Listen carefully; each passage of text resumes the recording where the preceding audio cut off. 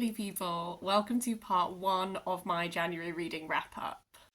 Doobie doobie doobie doobie doobie doobie doobie doobie doobie doo. Doobie doobie doobie doobie doobie doobie doobie doobie Sophie vlogs. I've been an absolute reading monster this month, and there's definitely been a really strong mood of classics. I've read a bunch of different things as I always do, but there's quite a lot of classics in this video. I thought I would start by telling you about the book that I'm currently reading, that I've been reading throughout January and carrying through into February. That is The Tale of Genji by Murusaki Shikabu. This is translated by Royall Tyler. This is the next book in mine and Ashley's Tackling Our Big Tomes challenge. I'm currently 381 pages in, so I've done this much and I have this much to go. I won't lie, I am not loving it. It's going well, the project. I do understand why this is viewed as like a classic in regards to, for the time it was written in, the fact that it was written by a woman.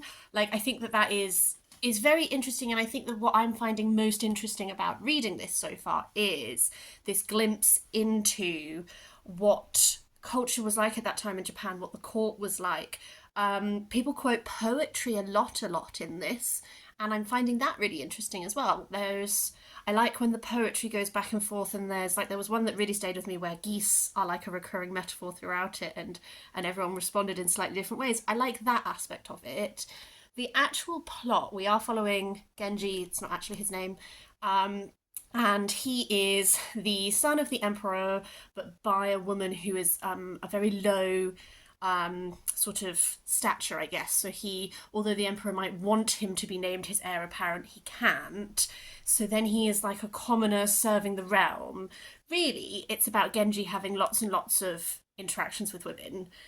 There's this tale told at the beginning by these different men who he's talking to, which is like different types of women and like what's the ideal type of woman, and he's sort of then meeting women in the same order that reflect those different like concepts. I'm just not really enjoying that aspect of it, where it's like Genji just going around seducing a load of women. He's currently like grooming a child. I'm finding that whole side of it like, I know that when you read classics, you have to accept that you're reading books from a different time. I just think that I'm actually just finding this quite repetitive and not super interesting.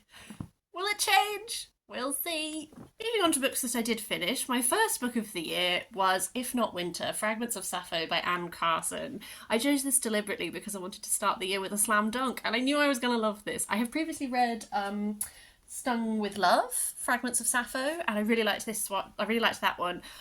This was fab. As just a general concept, like imagine being so good at writing poetry that only fragments of your poetry remain, but even the fragments are great. Like, that's wild to me. I find Sappho so interesting because, you know, we do lack so much of her poetry, and the act of having found these poems is so like, oh, we've got quotations from other people's works, we've got like little references, it's really like a puzzle that you piece together, and I think that's so interesting. And some of the poems in here, I found this translation I really liked. Like, there was some translated, like the translating decisions that Carson took with some of these poems I really enjoyed. And then I also particularly enjoyed at the end of the book, Carson writes about, for each poem, like the act of translating that poem. What decisions did she make? What was she influenced by?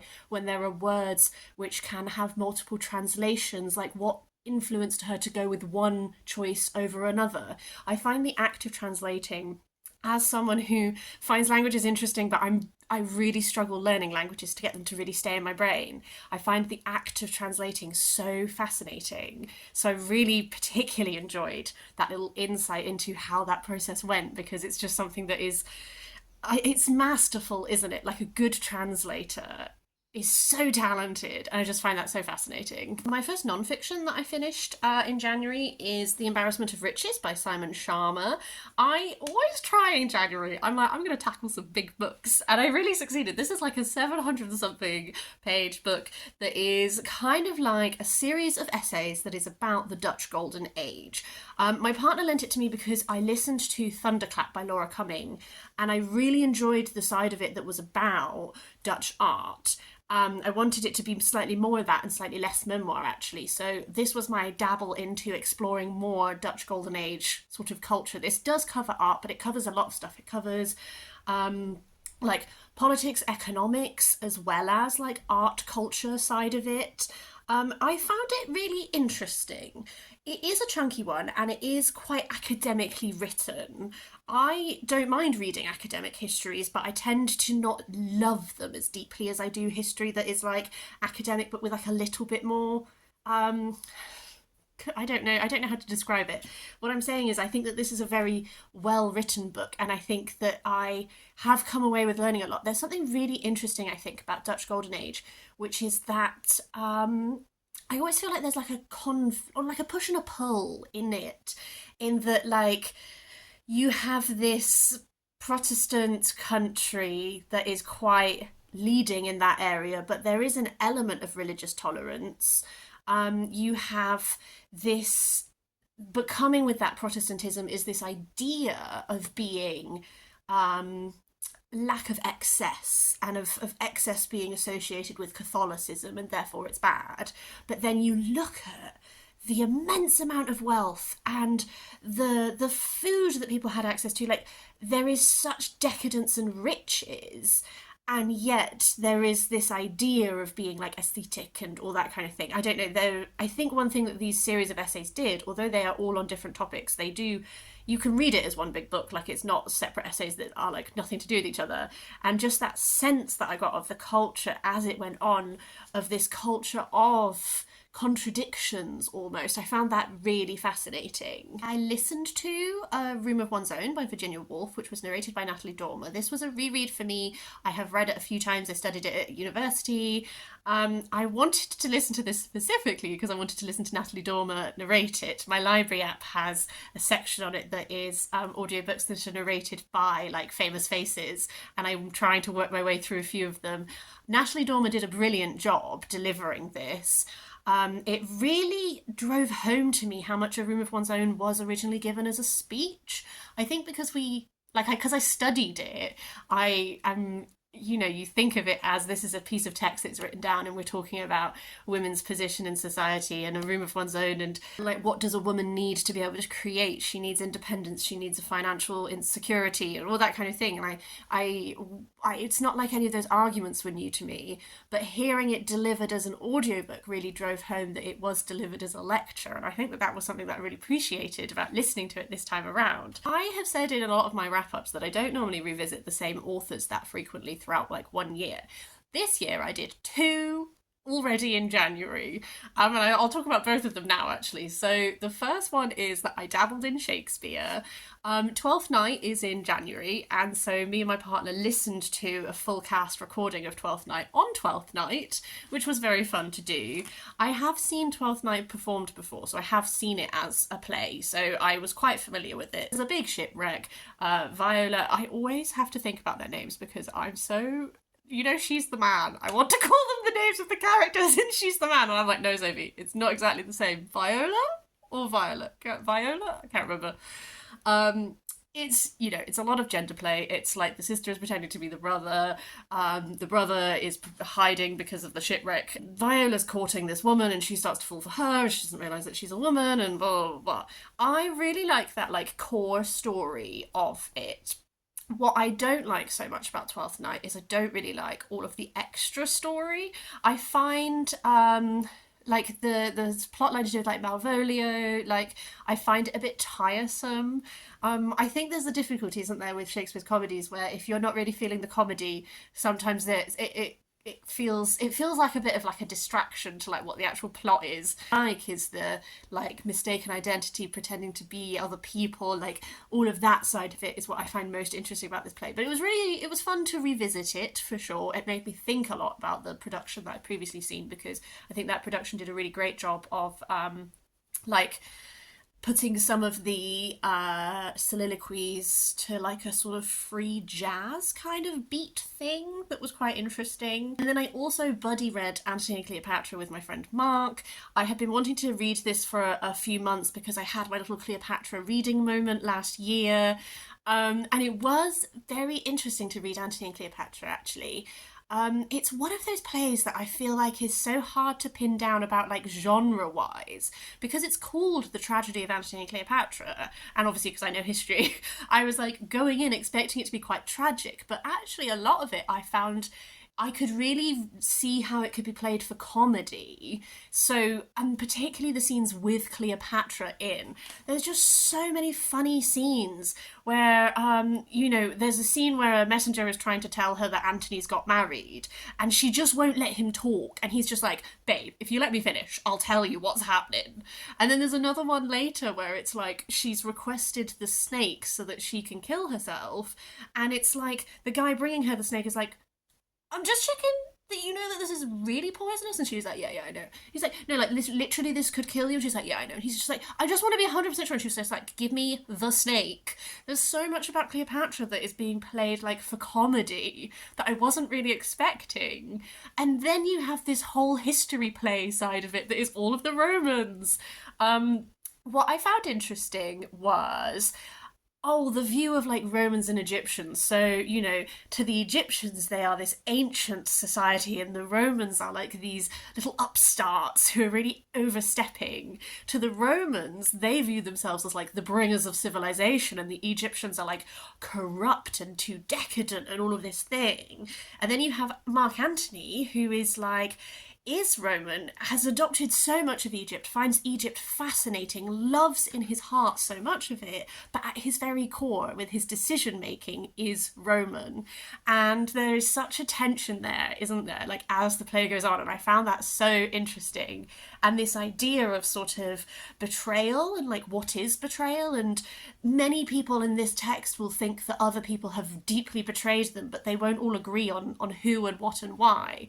So I found all of that really interesting. I did struggle a little bit with the play at times. I think it would be one that I would actually really want to see performed. I think what I found slightly difficult is sometimes with the speeches and stuff, I actually just genuinely wasn't sure who was talking about who. We had a couple of moments, me and Mark, where we were like, this bit, is he talking about this guy or this guy? So I think that confusion would be really easily cleared up if I was to see someone perform it. And I think that there is that sort of what genre is this aspect, I think could lead to some really interesting staging decisions. Like, if this was performed, I could see how you could see this multiple times and have very different experiences based on what they lean into, what they emphasize, that kind of thing. So it wasn't my favourite, but I think it could be very interesting, and I would really like to see it done. The other person that I read 2 books from this month is Malorie Blackman. I listened to her biography, Just Sayin', just on a whim. It was just in my library, and Malorie Blackman is someone who I'd never read any of her books before this year. I just think that she is cool.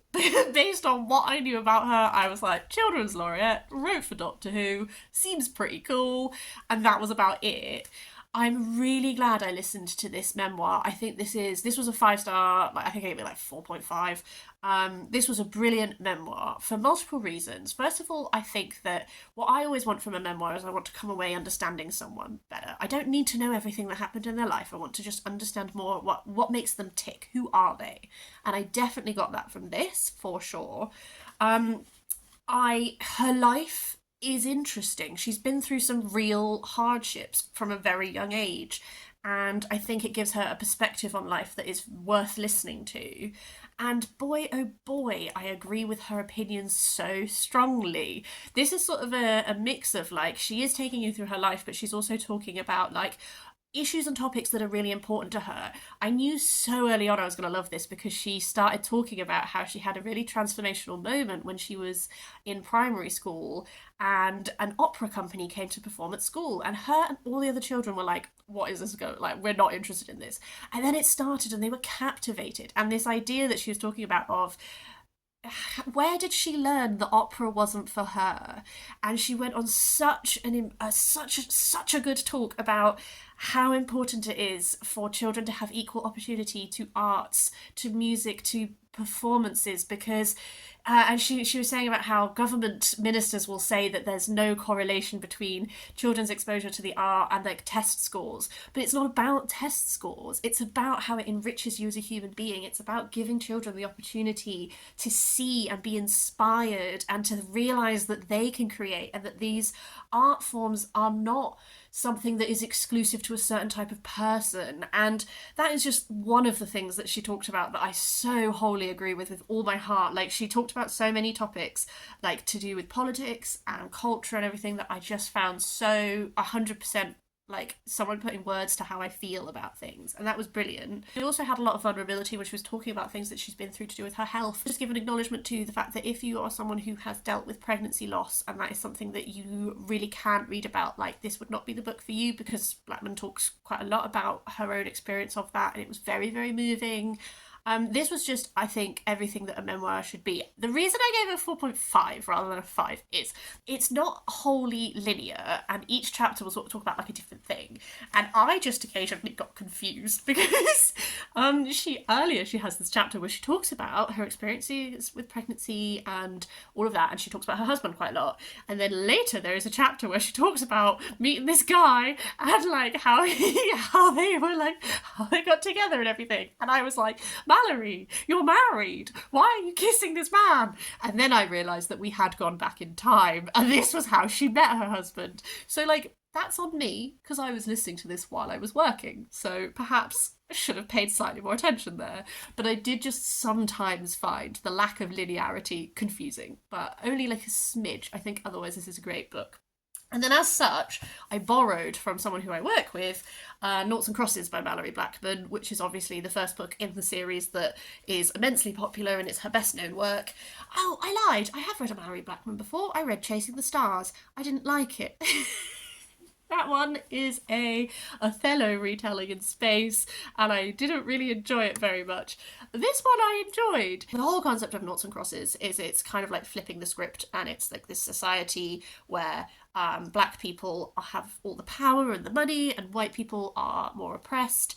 And I'm really glad that I read this after listening to her memoir, because she talks so much in her memoir about how Callum, who is one of the perspective characters, Callum is, which way around is it? Callum is a naught, Sephi is a cross. Callum has so much of her in him, and as I was reading it I was like, oh boy, he does. There are moments in this, particularly in Callum's perspective, where I could literally see moments that she talked about in her memoir. Like, for example, sort of like setup of this is that schools now have to accept Noughts into them. Callum is one of these people who is one of the first Noughts to go to this school. Sephi also goes there. They are childhood friends, but their friendship has never really had to undergo the test of like being judged by the rest of society before. There is a moment where Callum overhears his dad and his brother talking about how since he went to school he's got really uppity, and that's literally a moment that Malorie Blackman overheard her own father saying to her own siblings about how since she started going to her new school she's become really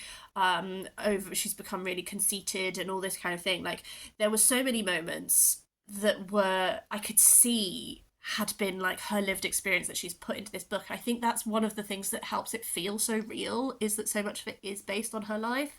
I could also see like the real like historic moments that she was talking on, like with like when segregation in schools stopped and the experiences people had and all that kind of thing. Callum's whole journey in this is like going from being quite idealistic into having those dreams and ideas like really crushed in like the reality of people's racism and everything. And I think that was really effective. A lot of this becomes a romance as it goes on. I don't think the romance, like, I didn't enjoy it that much, just because I felt like there was quite a difference in maturity between Callum and Sephi. Callum is like a year and a half older than Sephi anyway. He's also been forced to grow up because of society in a way that Sephi hasn't.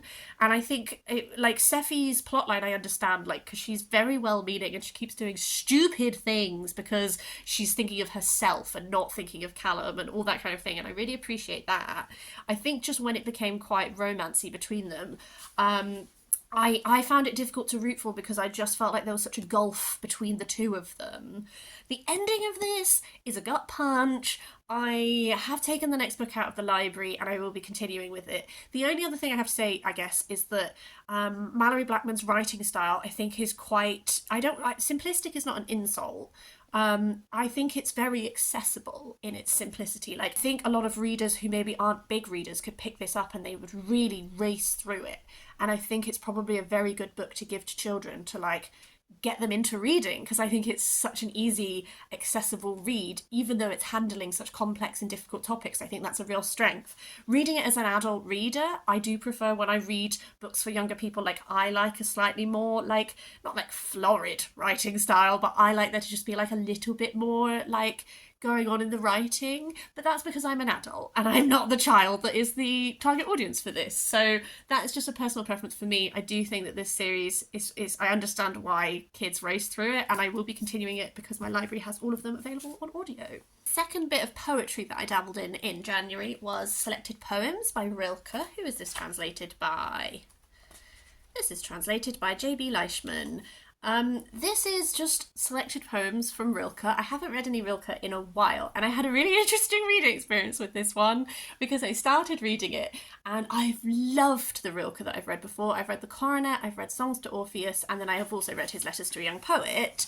When I first started reading this, I was like, oh no, maybe I don't love Rilke as much as I think that I love Rilke, because there were a lot of very short poems with a lot of rhyme scheme in them, and I just kind of thought that they were fine. And then I started turning the corners down from page 26.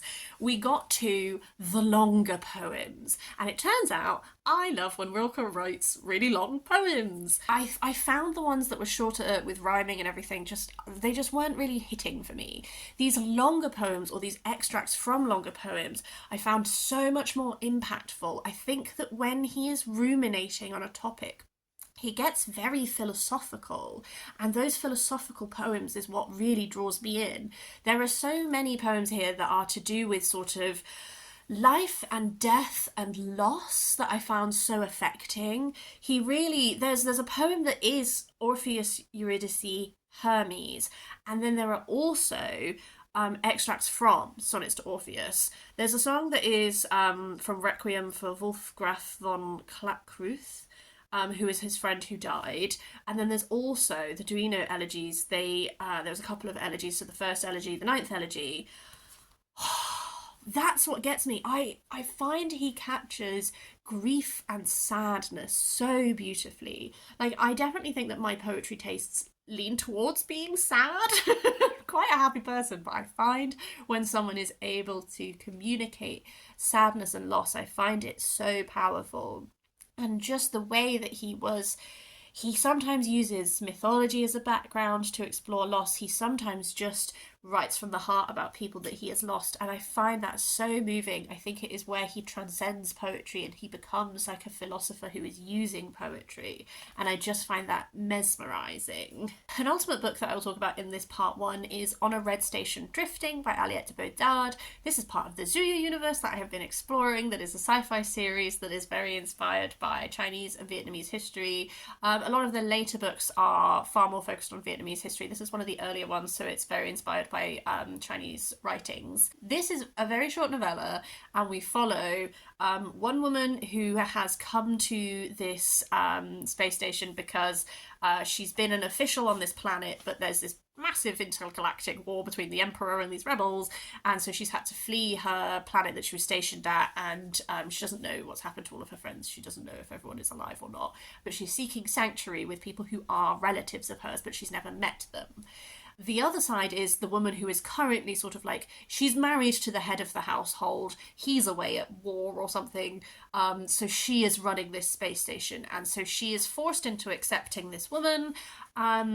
Her concerns are about running this space station. They've received a lot of refugees. They're really stretched to their limits for what they're able to provide. And then one thing that is great about this series is it has a lot of sentient spaceships. So this space station is sentient, and it's sort of like this memory system who remembers all of the ancestors that have come before, so is very helpful. But this memory system is starting to sort of fragment a little bit. I didn't love this one as much as others in the Zoo universe, and I think for me it's because a lot of this narrative is about the conflict between these two women who are both used to being in positions of authority. They find each other extremely difficult to interact with.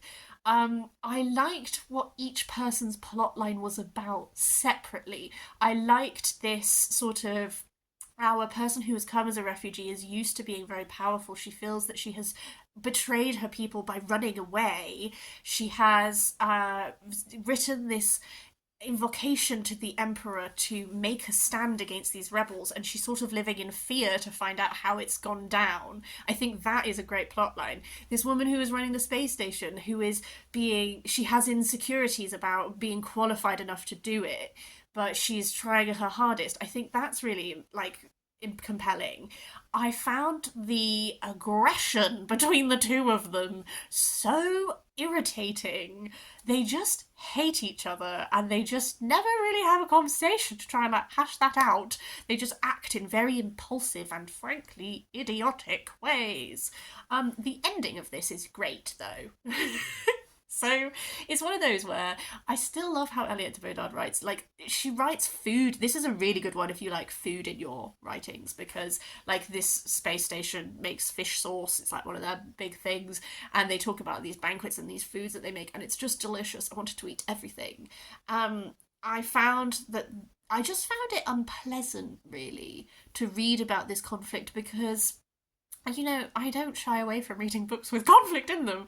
I found it unpleasant the way that they just were going for each other constantly. It was so much the narrative was just them hating each other that I was just like, what's the point? Why am I here? So that's what I struggled with, even though I love the world building. I love, how Aliette de Bodard writes. So that was, my little struggle with that one.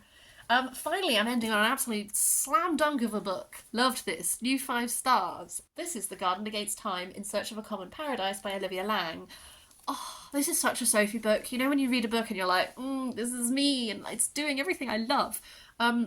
This is a non-fiction book about Olivia Laing just before the lockdowns happened. Viewed this house. It has this beautiful garden that was planted by this garden designer, etc. Effectively, Olivia Laing ends up buying the house with her partner, and it spans across a large amount of time of them doing up the garden, restoring it, delving into the history of the guy who planted it originally, because he's had an interesting life. He was a famous garden designer, he was also gay, and he lived in a time where he couldn't be open about that. But what it does that I love is every chapter we're kind of exploring a different person through history. So William Morris would be one of them, and we all know I love William Morris. There's John Milton. The chapter on John Milton really solidified I need to read his writings. I've borrowed it from my partner. It's on my big book stack to read this year. So much of it is exploring, Derek Jarman. Also now want to read. This is one of those delightful books where every chapter I was just adding books to my want to read list, and I was just like, oh, guess I've got to read every single book that you've referenced, okay? Because it's musings on gardens as topics, and the concept of a garden, of stately gardens like we have here in the UK, these are not natural things. These are things that were implemented. This is not the natural reflection of the landscape. Let's look at how these people made their money. Let's look at the exploitation of forcibly moving people off of land so that you can build this lovely little garden and all this kind of thing. Olivia Laing is really delving into the politics of gardens. Simultaneously, they are also exploring the importance of gardens to us as people. I found that so strongly during lockdown. I lived in a little flat. Lots of people came to where I lived because it was a nice place to walk around, but then that meant that anytime I tried to go outside, there was just half of the city, and I was like, oh, I feel really unhappy being outside, and I just felt starved for an outside space that I could call my own. And this made me so I so want my own garden. I so want to be able to do some planting. It really captured so much of how I feel, and it really inspired me, and it really got me thinking about these legacies that historic gardens hold. And all of that kind of thing. It was just fascinating, and I just picked up on a whim. I wasn't even sure I was going to like it. It was a 5-star. I want to read more of Olivia Lang's work. They have a book that's The Lonely City, that's like on living alone, that I really want to read. They have another one that's about like the history of this particular river that I really want to read. I just think they seem so interesting, and now I want to absolutely gobble them up. That's everything for this part 1. I would love to know if you have read any of these. Do you have thoughts on any of them? Please do let me know. Also, I want to do some more Shakespeare exploring this year. I think I'm just going to try and work through a few more Shakespeares. Please recommend me your favourites. I have read some already. Can I list them all for you off the top of my head? Maybe not. Classics that I've done are, I've done Macbeth, Much Ado About Nothing, Romeo and Juliet, the Winter's Tale, Henry the Fourth Part 1. There's more, I can't remember, I'm panicking. But please, what's your fave, Shakes? Let me know, I'll try and get to it this year. Otherwise, I hope you're having a really lovely day, and I will see you next time for something different.